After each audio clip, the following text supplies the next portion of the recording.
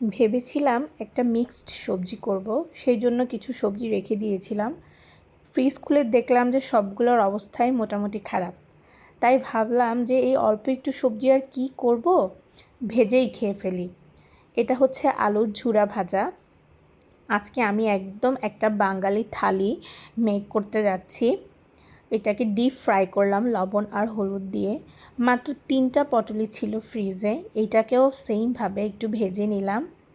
ওই যে আলু ভাজার যে তেলটা আছে, আমি এই তেলটাতেই সব কিছু ভেজে নিব।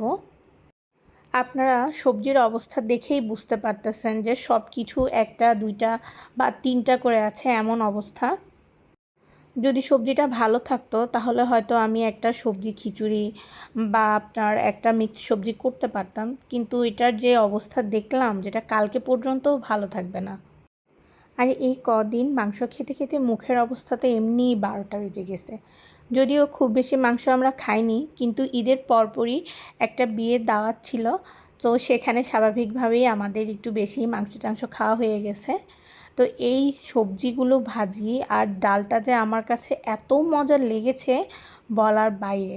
আপনারাও সিম্পলি এটা ট্রাই করতে পারেন।